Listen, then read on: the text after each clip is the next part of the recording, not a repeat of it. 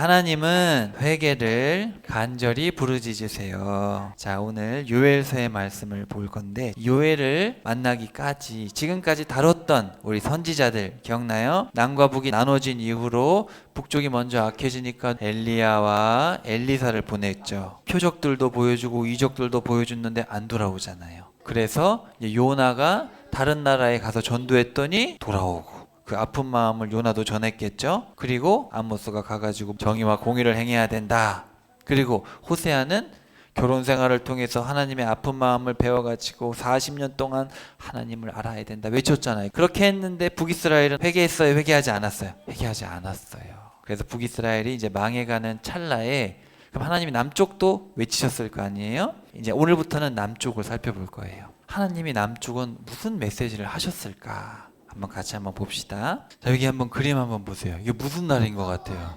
이게 좋은 날인 것 같아요? 무시무시한 날인 것 같아요? 이런 날이 오면 좋겠어요? 안 오면 좋겠어요? 요엘서의 주제가 여호와의 날입니다. 근데 이 여호와의 날이 어떤 사람한테는 무시무시한 날이 되겠죠. 막 메뚜기 떼가 날라오고 막 불타서 없어지고, 와 이거 봐봐요, 막 불도 나고 무시무시하죠. 다 성경에 있는 얘기들이에요. 와, 하나님이 무시무시한 심판의 날을 준비하셔가지고 우리를 다 심판하러 오신대. 그러면 무섭잖아요. 근데 안 믿는 사람한테는 무서운데, 하나님을 믿는 사람들은 그날이 무슨 날이에요? 좋은 날이 되는 거예요. 그러니까 사실 주의 날은 좋을 수도 있고 안 좋을 수도 있어요.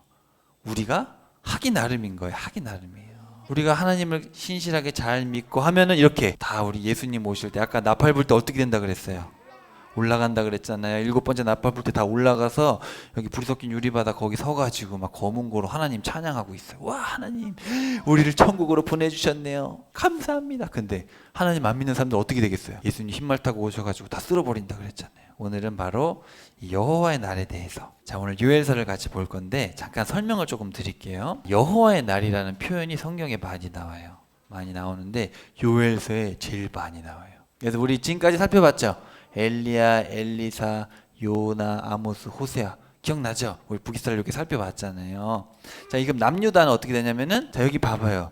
이 사람들 말고도 여기 보면은 하나님이 선지자들을 많이 보냈어요, 안 보냈어요? 우리가 알고 있는 선지서 말고도 많이 보냈어요. 책 안 쓴 사람 되게 많아요.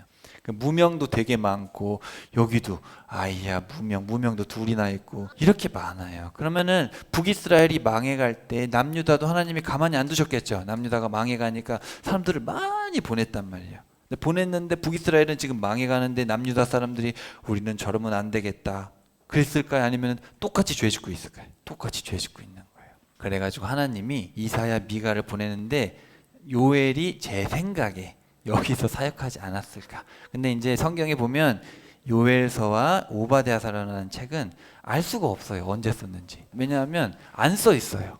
그럼 여러분, 언제 썼는지 그리고 누구한테 얘기하는지 안 썼다는 얘기는 무슨 뜻일까? 선지자가 깜빡했네? 아이 써놓지. 그랬을까요? 무슨 뜻일까? 언제 어디서 무슨 일인지 왜 안 쓸까요? 이 책은 누구누구 왕 때 경고했던 얘기다. 그런 얘기를 써놨으면 좋았는데, 요엘서 한번 보세요. 요엘서 1장 1절에 보면은 부두엘의 아들 요엘에게 주신 말씀이다 하고 없어요. 아무것도 없어요. 무슨 뜻일까? 중요해. 맞아요. 어떤 의미에서 중요할까? 시기가 안 써 있어요. 이거는 항상 읽어야 돼요. 항상. 때와 장소를 가리지 않고 항상 적용되는 말씀이라는 거예요. 근데 우리가 요엘서를 사실 잘 안 보거든요. 근데 요엘서의 내용에 보면은 예수님 재림할 때까지가 다 써 있단 말이죠. 오늘 한번 무슨 말씀을 하시나. 그리고 오바댜서는 다음에 한번 볼게요. 오바댜서는 에돔의 심판, 형제의 심판에 대한 건데 다음에 한번 볼게요. 자, 그래서 이렇게 보면은 요엘서에는 여호와의 날이 5번이나 나오고, 아모스에는 3번. 그래서 이제 밑으로 내려갈수록 점점 줄어들어요. 제가 판단했을 때, 제가 보기에는 하나님이 너무 간절하니까, 야 여호와의 날이 있다, 심판받으면 큰일 나, 계속 얘기를 하시는데 못 알아듣으니까 계속 말수가 줄어드시는 것 같아요. 아무리 말해도 돌아오질 않으니까. 이사야 때 무슨 얘기를 하시냐면, 쟤네 회개 못하게 만들어라. 난 기분 상해서 이제 돌이킬 마음이 없다. 이제 그런 얘기를 하세요. 그러니까 이때 되면 벌써 한계선이 넘어간 거죠. 북이스라엘이 망했고, 이사야 때는 하나님의 마음문을 닫기 때문에, 그래도 요엘서까지는 뭐라 그래요? 회개해라, 돌아와라. 하나님은 은혜로우시고 자비로우시고 노하기를 더디하시고 이내가 크시사 재앙을 돌이키신다. 그 내용이 요엘서하고 요나서에 나와요. 똑같아요. 구절이 똑같아요. 이따 보여드릴게요. 그래서 요엘서를 이때 한번 살펴보는 겁니다. 자, 요엘서에서는 무슨 내용이 있냐면 요엘이 살고 있을 때 하나님이 심판하시고 회복시키신다는 얘기를 하셨어요. 그 다음에 나중에 이 세상의 종말이 되면 무슨 일이 일어난다. 그렇지만 그때 너희들은 이스라엘은 진정 회복이 된다. 그리고 나중에 예수님 재림하신 후에 이스라엘은 완전히 회복된다. 이제 그런 얘기를 하세요. 그러면 이스라엘 백성들이 이 요엘의 말을 들었을 때 어떤 생각이 들겠어요? 아, 돌아오기만 하면 우리의 미래는 밝구나.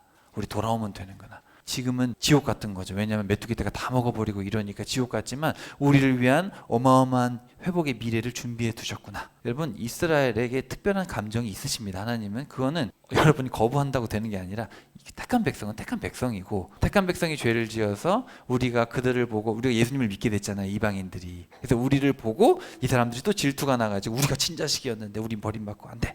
그래서 이 사람들도 질투해서 둘 다 믿게 하는 게 하나님의 섭리예요. 그래서 뭐 부러워할 건 없지만 이스라엘은 특별합니다. 자, 이 이야기를 한번 살펴볼게요. 자, 정신 바짝 차리고 오늘 요엘서 3장을 딱 볼 거예요. 자, 1장 1절 한번 봅시다. 부두엘의 아들 요엘에 주신 말씀이다. 자, 요엘 옆에다 쓰세요. 야훼, 그 다음에 엘이라는 건 하나님이에요. 그러니까 하나님은 여호와시다. 비슷한 이름을, 엘리야 누구예요? 야훼는 하나님이다. 여호와는 하나님이다. 근데 우리 아까 봤듯이 북이스라엘에서 가장 먼저 크게 사역한 사람이 엘리야잖아요. 그래서 남유다는 거꾸로 엘리야를 거꾸로 하면 야엘이잖아요. 요엘이에요. 그래서 요엘, 하나님은 여호와시다. 근데 이 아빠의 이름이 또 독특해요. 부두엘. 부두엘이란 뜻은 뭐냐면 하나님의 설득. 하나님이 지금 이스라엘을 어떻게 설득해요? 제발 회개해라. 돌아오면 다 회복시켜준다. 너희들의 미래는 내가 다 찬란한 미래를 이미 준비했는데 돌아오기만 하면 된다. 지금 하나님이 설득을 하시는 거예요. 근데 얼마나 간절한지 몰라요. 자, 그래서 처음에 이제 요엘이 살고 있던 당시에 일어난 재앙들인데 봐봐요. 여러분, 이런 메뚜기 떼 본 적 있어요, 없어요? 우리 대한민국엔 이런 메뚜기 떼가 온 적이 없죠. 근데 지금도 다른 나라들은 메뚜기 떼가 있어요. 그럼 메뚜기들이 막 수억 마리가 날아다니면 어떻게 될까요? 숲이 없어져요, 그냥. 요엘이 살고 있던 시대에 저런 일이 일어난 거예요. 2절부터 쭉 보시면은 이스라엘 장로들아 들어라. 모든 사람들아 귀를 기울여라. 원문에 보면은 명령어가 먼저 있어요. 들어라 늙은 자들아. 귀를 기울여라 주민들아. 말하라 자녀들에게. 깨어라 술 먹은 자들아. 슬퍼하라 약혼남을 잃은 처녀처럼. 부끄러워하라 농부들아. 통곡하라.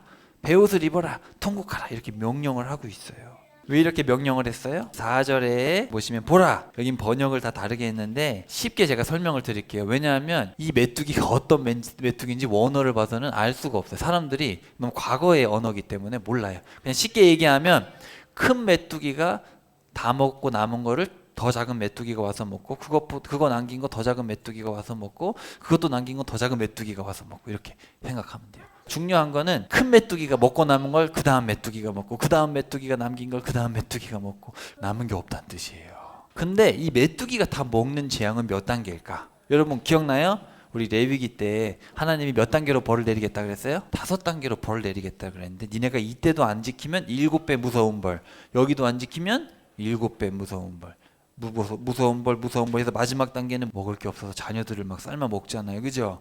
근데 아직 유다가 그런 때는 아니에요. 아직은 곡식이 마르고 메뚜기와 동물들이 다 먹어 치운다. 그러니까 제가 보기에는 아직 멸망할 단계는 아니고 어쨌든 3단계 정도 된 것 같아요. 그러니까 하나님이 제발 돌아와라. 너희들 나중에 4단계 가고 5단계 가가지고 자녀들의 살을 먹고 있으면 내 마음이 어떻겠냐, 그쵸? 하나님 기분이 좋아요, 안 좋아요? 자녀들이 그렇게 되기를 바라는 부모가 도대체 어디 있어요?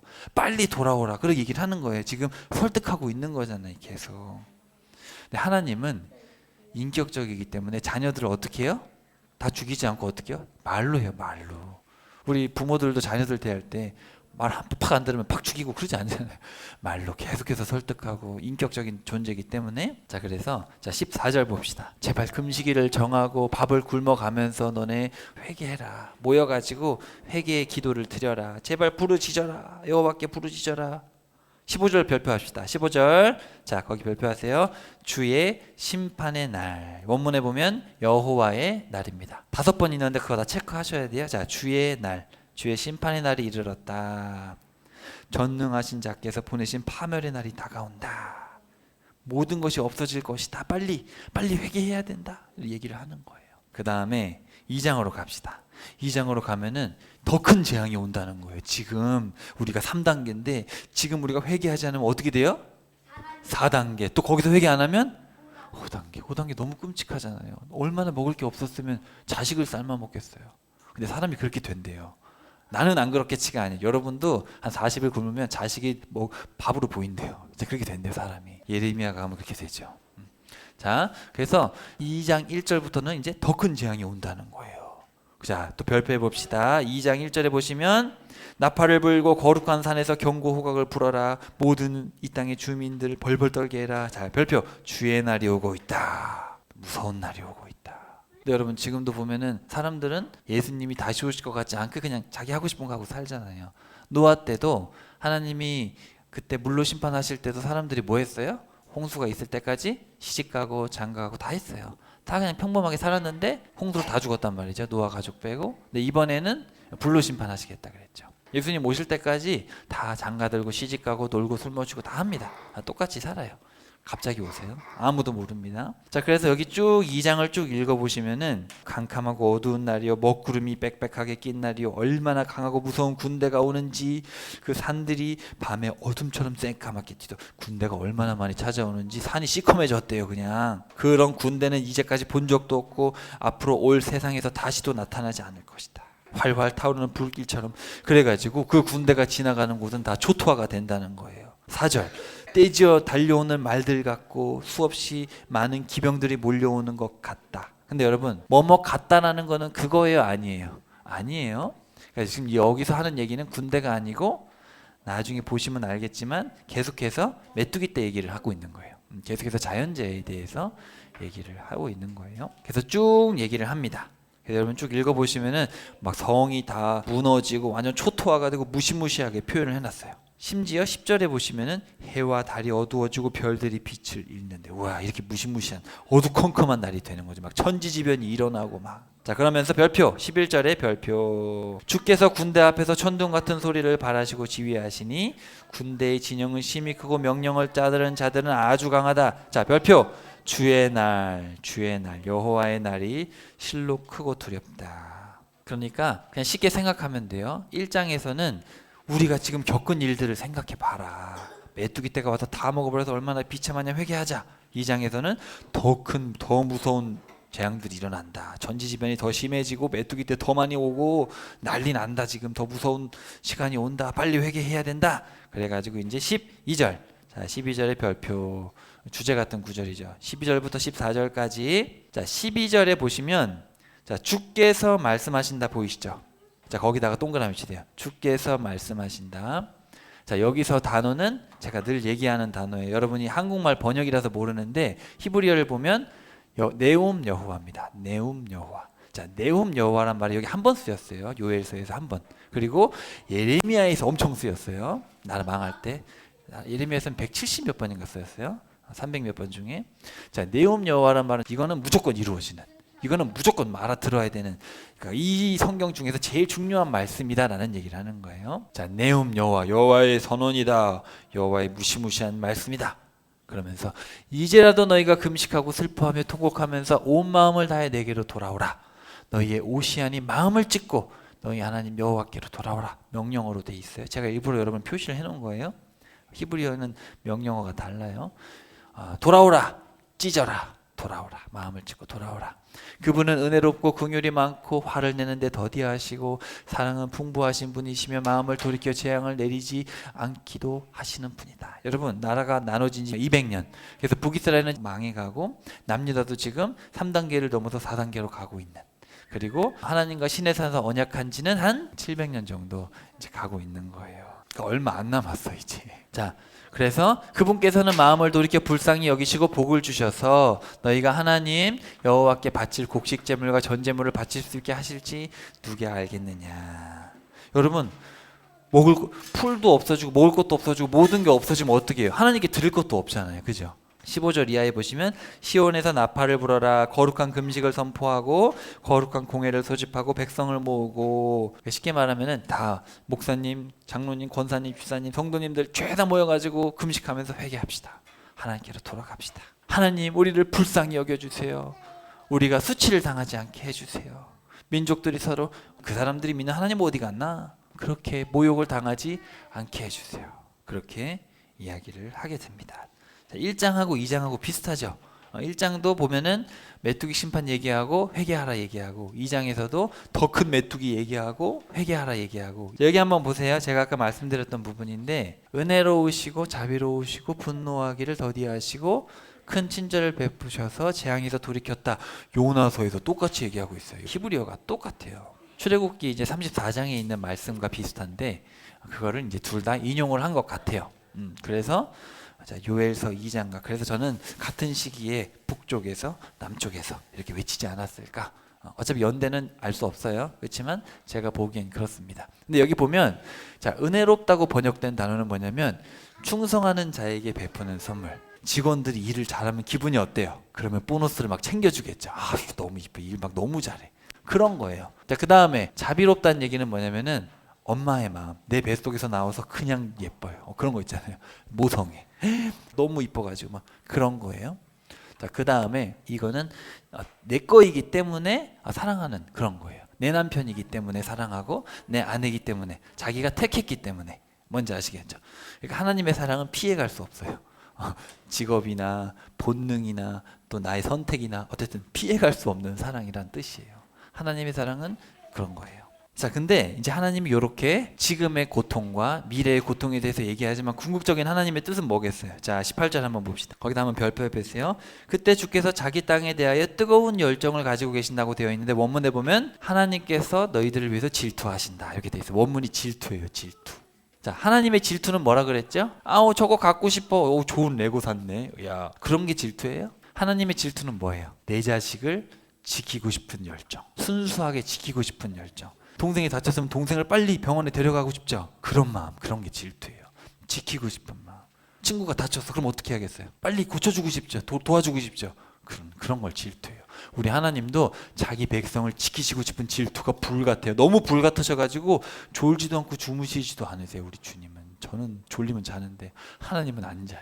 그래서 여기 보시면 자, 기뻐하라 즐거워하라. 그리고 예전처럼 이른 비와 늦은 비를 내려주겠다. 메뚜기 때 보내가지고 다 심판하고 뭐 이렇게 하나도 없었지만 너희들이 회개만 하면 내가 너희들 파종할 때 내리는 비 그리고 거둘 때 내리는 봄비 이렇게 너희들 다 이런 농사에 필요한 비들을 내가 다 내려주겠다. 이제 그런 얘기를 하는 거예요. 너희들은 더 이상 수치를 당하지 않을 거야. 너희들은 내 자식들이기 때문에 내가 그렇게 회복시켜주는 날이 올 테니까 회개만 해.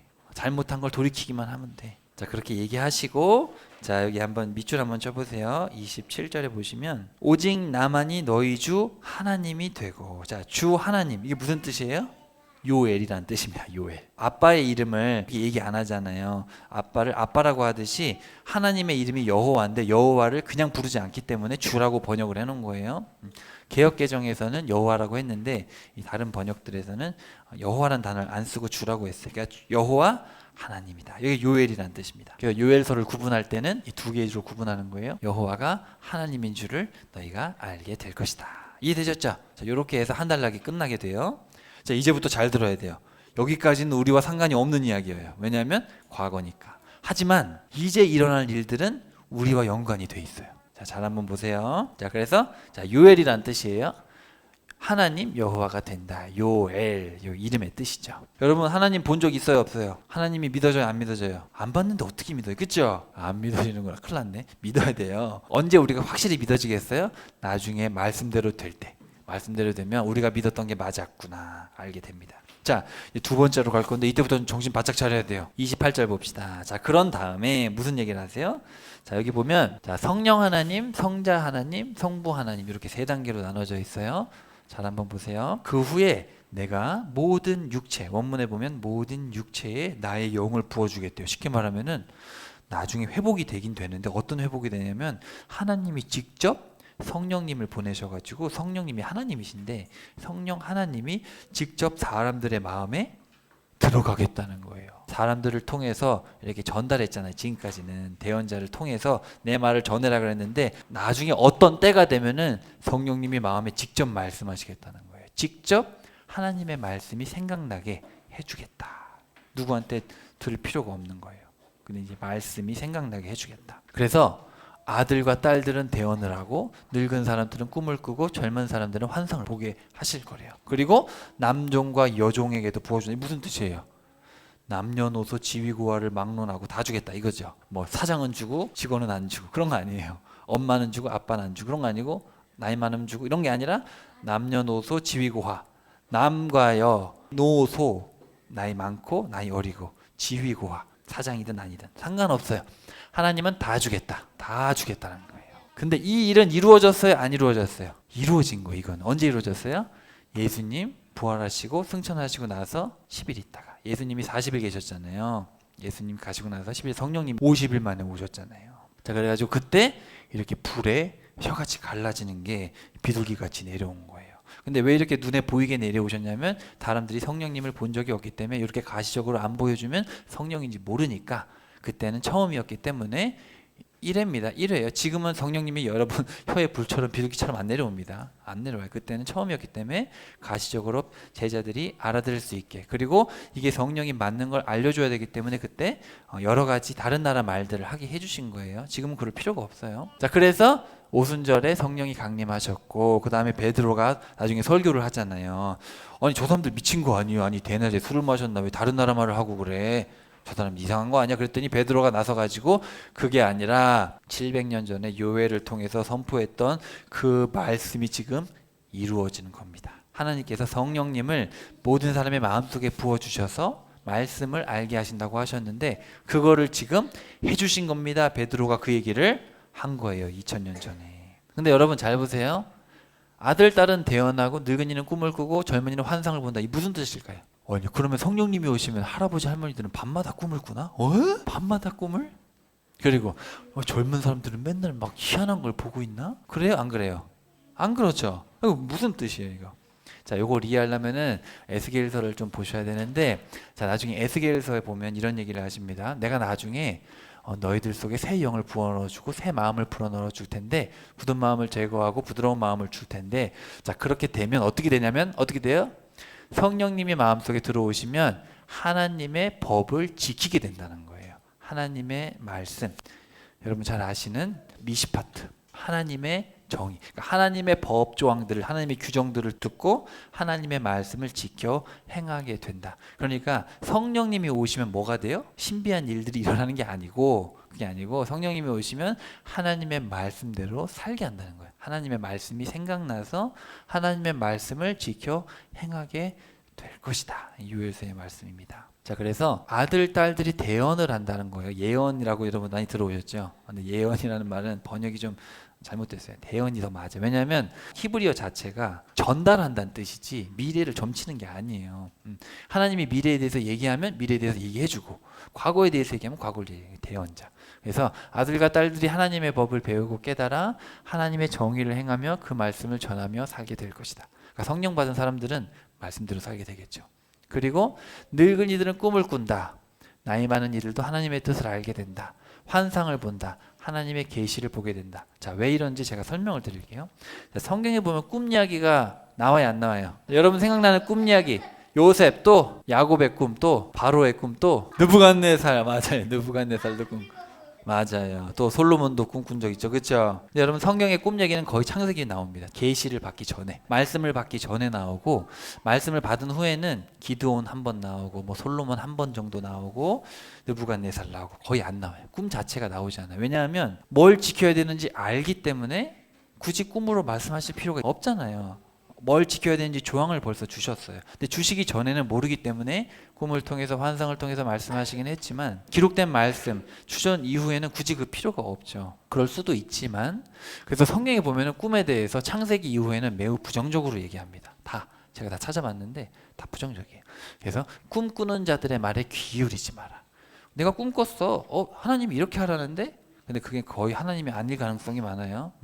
그 다음에 꿈꾸는 자는 그냥 죽여라 그랬어요. 죽여라. 왜냐하면 하나님이 말씀을 어떻게 살아야 되지 말씀을 주셨는데, 아니 성경 보지 말고 내가 꿈 꿨다니까 내가 꿈꿔가지고 하나님 이렇게 하라 그랬대. 어제 짜장면 먹지 말고 짬뽕을 먹으라고 하셨어. 실제로 있는 일이에요, 여러분. 하나님의 음성을 듣는 사람 중에 그런 사람이 있어요. 하나님의 음성을 돌려주셔서 오늘 저기에 주차를 하라고 했대. 진짜 있어요. 빈말이 아니고. 근데 하나님은 단호하십니다. 그런 자들 죽여라. 왜냐하면 그런 사람들 치고 성경을 제대로 본 사람이 없어요. 자, 그리고 내가 꿈을 꾸었다. 내가 꿈을 꾸었어. 주일에 만나가지고 집사님 제가 어제 꿈 꿨어요. 하나님이 이렇게 하래요. 조심해야 돼요. 자, 그래서 여기 보시면 이렇게 자기 이웃들에게 자기 꿈들을 말하고 하나님의 이름을 잊게 하려고 한다. 여러분, 성령님은 뭐 한다 그러셨어요? 성령님은 꿈을 꾸게 하는 게 아니라 예수님의 말씀이 생각나게 하는 분이에요. 꿈꾸게 하는 분이 아니고. 자, 그래서 여기서 보면은 네움 여호와, 이거 꼭 들어야 되는 말씀을 할 때 꼭 히브리어가 이렇게 나와요. 내 말이 불같지 않냐. 거짓 꿈꾸는 대언하는 자들을 치리라. 가끔 그래서 목사님들도 제가 꿈을 꿨는데 제가 계시를 받았어요. 음성을 들었어요. 강단에서 그런 얘기하면 좀 조심해야 됩니다. 아무리 목사님이라도 무슨 계시를 받았다느니 직통 계시를 들었다느니 그러면 조심해야 돼요. 하나님이 그러실 수 있어요. 저도 있다고 생각합니다. 하지만 그게 되게 위험한 거거든요. 우리 목사님은 직통 계시래. 하나님의 음성을 직접 듣네. 그러면 성경 위로 가잖아요. 권위가. 하나님은 그렇게 역사하지 않으십니다. 그래서 성경을 쭉 보면 하나님은 그런 자들에 대해서 매우 부정적이세요. 여러분 잘 판단하시면 될 것 같고, 그 다음에 너희가 꾸고자 하여 꾼 너희의 꿈들의 귀를 기울이지 말아라. 여러분 보통 어떤 꿈을 꿔요? 꿈꾸면 내가 많이 생각하던 꿈으로 꾸잖아요. 그렇지 않아요? 물론 안 그런 경우도 있죠. 개꿈도 있지만 너무 고민하거나 나에게 트라우마가 있거나 어려움이 있으면 그런 게 꿈으로 나오거든요. 다 아무 의미 없다는 거예요, 여러분. 의미 없어요. 그건 영적인 게 아닙니다. 자, 그리고 나중에 유다서, 여러분 계시록 앞에 있는 2단을 정죄하는 책이거든요. 2단에 대한 책에서 뭐라 그러냐면 2단의 특징이다. 꿈꾸고 육체를 더럽히고. 그래서 이렇게 2단 교주들 보면은 항상 그런 꿈 얘기하고 직통 계시 얘기를 하는데 항상 그 교주들이 문란합니다. 거의 다 그래요. 자기가 하나님의 계시를 받았다느니. 자, 그렇기 때문에 늙은이가 꿈을 꾼다는 얘기는 뭐겠어요? 꿈 꾼다는 게 아니라 늙은이도 하나님의 말씀을 알게 된다, 이런 얘기예요. 그리고 성경에 보면은 여러분 이런 얘기 많이 보셨죠? 이상을 봤다, 환상을 봤다, 묵시를 봤다. 이 번역이 진짜 다 틀렸어요. 이 모든 이 히브리어의 뜻은 계시입니다. 계시. 절대로 이런 이상이 아니에요. 근데 이제 성경을 번역할 때 이 번역자들이 중구난방 번역을 해놨어요. 이상, 환상, 묵시가 있는 모든 본문을 다 뒤져보면 어떻게 되어 있냐면 하나님께서 자기의 뜻을 알려주시는 거예요. 알려주시는 거예요. 그래서 직역 성경이 있거든요. 다 계시로 번역했어요. 그래서 35번 나오는데 한 번만 계시로 번역했어요. 개역개정에.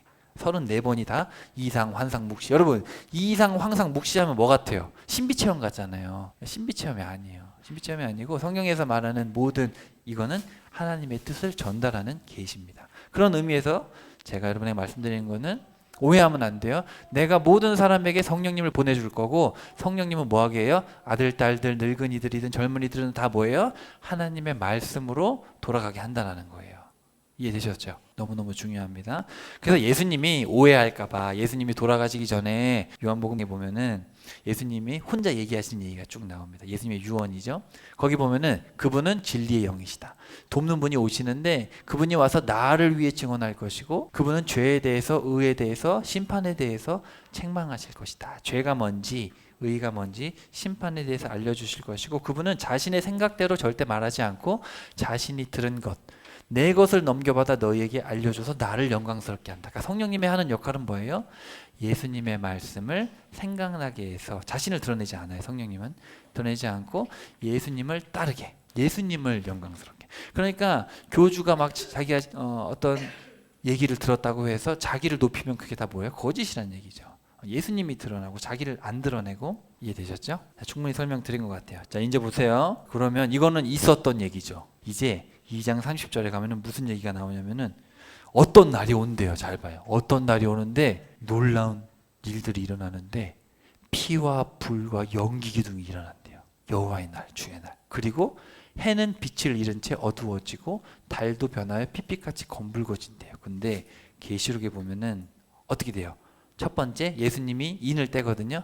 인을 떼요. 6개 인을 떼고 7개 인을 떼니까 나팔이 나와가지고 나팔. 그러니까 순서가 지금 바뀌긴 했지만 어쨌든 이제 이거를 요엘이 하나님께 듣고 보여주셔서 이렇게 쓴 거예요. 그래서 예수님이 재림하실 때가 되면 여기 보면 다 여섯 번째 인, 여섯 번째 나팔. 인이 먼저예요. 그래서 인을 뗄 때 어떻게 돼요? 해와 달이 어두워지고 나중에 계시록 읽어보면 별들이 막 떨어진대요. 그런 때가 온다는 거예요. 예수님 재림하시기 전에. 그래서 일곱 번째 인을 떼면은 일곱 나팔이 나오는데 나중에 여섯 번째 나팔을 불면은 말 같긴 한데 머리가 사자 같대요. 근데 그 입에서 뭐가 나와요? 불이 나오고 연기가 나온다는 거예요. 근데 요엘이 이거를 봤을 때 요엘이 이게 뭔지 모르는 거예요. 그래서 어떤 학자들은 탱크가 아니겠느냐. 봐봐요. 탱크가 입에서 뭐가 나와요? 불이 나오고 연기가 나오잖아요. 그리고 말 같은 거예요. 말. 근데 요엘이 봤을 때 요엘은 탱크를 알아야 몰라요. 2700년 사람이 모르잖아요. 그러니까 미래를 봤는데 이게 탱크인지 말인지, 그러니까 그냥 말 같고 머리는 사자 같고 그냥 입에서 불이 나오고 연기와 기둥 같은 게 나오더라 이렇게 표현하지 않았을까. 근데 아무도 몰라요. 어쨌든 성경에 보면 뭐뭐 같다라는 건 그게 아니에요.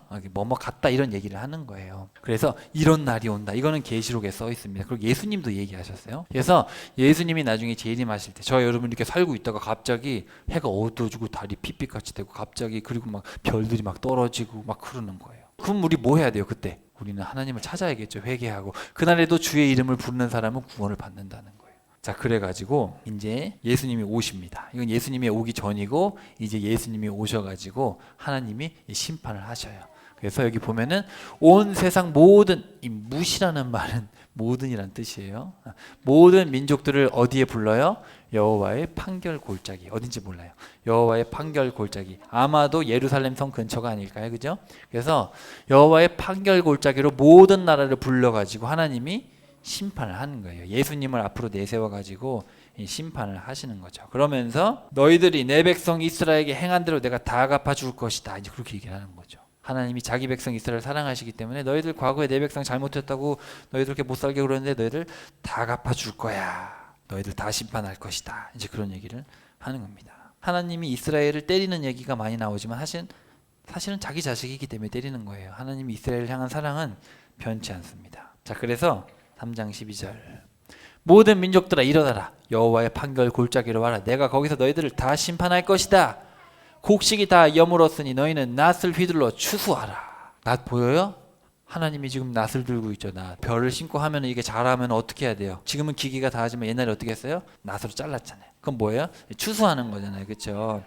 그래서 계시록 12장부터 14장까지가 이스라엘의 태동부터 이스라엘의 마지막까지가 이제 요약되어 있는데 계시록 14장 끝에 보면 낫을 휘둘러 추수하십시오. 그래서 알곡은 추수하고 안 믿는 사람들은 뭐예요? 포도를 거두듯이 포도를 걷어가지고 여기가 포도 틀이에요. 여기다가 포도를 집어넣고 어떻게 해요? 발로 밟아요. 발로 밟으면 포도가 어떻게 되겠어요? 빵 터져가지고 피가 막 흐르겠죠. 이게 뭐냐면은 안 믿는 사람들은 저렇게 심판받는다는 거예요. 포도주가 철철 흘러 넘친다. 그래서 너희는 포도주 틀에 담긴 포도를 밟듯이 온 세상을 밟아라. 온 세상의 모든 민족들을 밟아라. 이렇게 성령 하나님이 오셨고 성자 예수님이 이제 오실 거예요. 그리고 성부 하나님께서 예수님을 심판자로 세우셔서 열방을 다 심판하시는 날이 오고 그때 예루살렘은 회복되겠죠. 2장 31절 주의 날이 오기 전에 여기 동그라미 치세요. 크고 두려운 주의 날이 오기 전에 해가 어두워지고 달이 핏빛같이 된다. 그러니까 여러분 이런 날이 오면 예수님 오실 때가 됐다는 걸 알고 있어야 돼요. 알겠죠? 자, 그 다음에 3장 14절 수많은 사람들이 저 판단의 골짜기에 모여 있다. 주의 날이 곧 다가온다. 5개 다 표시했어요. 주의 날이 가까이 오고 있다. 자, 그래가지고 이제 3장 17절에 가시면 자, 또 밑줄 한번 쳐봅시다. 아까랑 똑같은 구절이 있죠. 너희의 하나님 주인 줄 알게 될 것이다. 여호와 하나님 요엘인 줄을 알게 될 것이다. 자, 그리고 이제 그럼 마지막 18절부터 21절은 무슨 내용이 나오냐면은 완전히 회복된 이스라엘에 대해서 나옵니다. 그래서 이스라엘 예수님 재림하시고 나면 예수님이 이스라엘에 오셔가지고 여기서 예수님이 직접 다스려요. 직접 1000년 동안 유대를 중심으로 이스라엘 백성들을 중심으로 열방이 다 다스리면은 그럼 다른 나라 사람들이 오라 우리가 여호와의 산에 올라 예배드리러 가자 그러는 거예요. 모든 열방의 나라들이 예루살렘으로 가서 우리 예수님 만나러 가자. 그럽니다. 그때는 이제 100년 살다 죽은 사람은 벌써 죽었어? 이제 그렇게 되는 거예요. 완전한 평화의 시대가 1000년 동안 있었죠. 근데 그때도 자유의지가 있기 때문에 죄 짓는 사람들이 있긴 있어요. 그렇지만 거의 없어요. 그러다가 나중에 1000년이 끝나고 나면 심판을 하십니다. 자, 여기 보세요. 아까 우리 일곱 인 기억나죠? 일곱 인, 일곱 나팔. 일곱 번째 나팔 보면 예수님이 오셔서 천년왕국이 세워지는 거예요. 근데 그 사이에 뭘 써놨냐면은 유대인의 역사가 이렇게 잘 기록이 돼 있어요. 근데 여기 보면 이제 낮 추수하는 것까지 이렇게 이스라엘의 역사가 쭉 요약돼 있고, 이제 나팔 불 때 올라간 성도들, 못 올라간 이제 악인들과 심판받는 짐승, 음녀 다 여기 나옵니다. 그렇게 해서 예수님이 오시면 천년왕국을 천년 동안 다스리시고 천년왕국이 지나고 나면 마귀가 그때 지옥에 들어가요. 짐승과 음녀는 예수님 모실 때 지옥에 먼저 들어가고 오른팔 왼팔 먼저 들어가고 그 다음에 마귀는 이때 들어갑니다. 그리고 이때 이제 모든 사람들도 다 이때 지옥에 들어가요. 지금 아직 안 갔어요. 이때 지옥에 들어갑니다. 그리고 그때는 사망과 음부, 이 죽은 사람들, 예수님 안 믿고 죽은 사람들이 갇혀 있는 음부도 지옥에 가요. 음부도 지옥. 그리고 우리는 지금 예수님 믿어 죽은 사람들 다 여기 있어요. 낙원에 있다가 나중에 다 끝나고 새 예루살렘이 내려오면 그때 들어가서 영원히 사는 겁니다. 계시록은 다음에 한번 같이 또 나눠볼게요. 그래서 우리가 이렇게 요엘서의 말씀을 살펴봤습니다. 크게 어려운 내용은 아닌데 우리가 많이 다루질 않아서 그래요. 그래서 여러분 이게 세 단락으로 구분이 되어 있다. 요엘의 이름을 통해서 알겠죠? 요엘 시대 그리고 앞으로 다가올 시대 이스라엘의 완전한 회복. 그래서 이스라엘을 중심으로 쓰여져 있어요. 그건 어쩔 수가 없어요. 자, 이제 마무리하겠습니다. 자, 요엘서에 보면은 한 가지가 없는데 뭐가 없냐면 책망이 없어요. 원래 예언서는 다 책망이 있거든요. 너 이거 잘못했어, 저거 잘못했어. 책망을 하고 나서 돌아와라, 미래가 있다 이런 얘기를 하는데 여기는 책망이 없어요. 그래서 책망이 없기 때문에 책망보다는 지금 뭐예요? 현실을 좀 봐라. 현실을 좀 직시하고 회개해라. 왜냐하면 하나님의 원래 본뜻은 책망이에요, 회복이에요? 회복이에요. 하나님이 이 요엘서라는 책은 아까 시간이 없다 그랬잖아요. 항상 봐야 되는 거니까 하나님의 원뜻은 책망이 아니라 하나님을 찾는 거예요. 여러분이 하나님 찾으시면 돼요. 그래서 하나님의 성품과 은혜를 우리가 알자. 그래서 미래에 악인들에 대한 완전한 심판이 있지만 우리 예수님 믿는 자들에게는 완전한 회복이 있다. 여러분도 내일 뭐 할지 미래에 어떻게 될지 구체적으로 알면 소망이 있잖아요. 근데 미래가 불투명하면 소망이 불투명해져요. 그래서 여러분이 이 미래에 대해서 공부를 많이 하셔야 돼요. 자, 그래서 언제 어디서 쓰였는지 밝히지 않는 이유는 시간과 장소를 초월해서 모든 인간이 항상 살아내야 될 말씀, 이 요엘서의 말씀. 여호와는 하나님이시다. 이 요엘서의 말씀을 항상 읽으면서 우리가 종말을 준비하면서 우리에게는 완벽한 미래가 준비되어 있다. 그러니까 우리가 이 세상에 어떤 고통과 아픔과 분주함에 휘둘리지 말고 다시 오실 예수님을 생각하면서 우리의 화창한 천국 미래를 소망하면서 우리가 지금 회개하고 기쁨으로 살아가자. 그런 책이 되겠습니다. 따라해 봅시다. 하나님은 회개를 간절히 부르짖으세요. 하나님께 돌아오라는 얘기입니다. 똑같아요. 호세아의 말씀과 회개하라는 얘기는 돌아오라는 얘기입니다. 몇 시간 동안 회개기도 하라는 얘기 아니에요. 회개의 뜻은 기도가 아니고 돌이키라는 뜻이에요. 돌이키라. 하나님께로 돌아오라. 돌아오면 그게 회개예요. 말씀대로 살면 회개입니다. 자, 현실과 미래를 직시하는 사람은 하나님께 돌아갑니다. 그렇죠? 현실과 미래를 도피하는 사람이 하나님을 안 믿어요. 근데 하나님을 믿는 사람들은 직시하죠. 이거는 일시적인 삶이야. 난 여기서 영원히 사는 게 아니야. 내 직장, 심지어 내 배우자도 영원한 배우자가 아니에요. 그래, 40년 있다 살면 나중에 같이 안 사는구나. 배우자도 임시, 진짜 가족도 임시, 여러분의 직장도 임시, 다 임시예요. 임시. 천국 가면 우리 모두 다 새로운 몸을 입고 영원히 행복하게 살 거예요. 지금의 기억을 가지고 가는 거예요. 아픔은 잊어버리겠지만. 그래서 여러분, 이게 안 믿는 자들에게는 무슨 이상적인 얘기 같지만 우리 믿는 자에게는 이게 현실입니다. 그러니까 여러분 현실을 직시하시고 우리 요엘처럼 현실을 직시하시고 하나님을 바라보고 믿음으로 승리하시기를 축복합니다.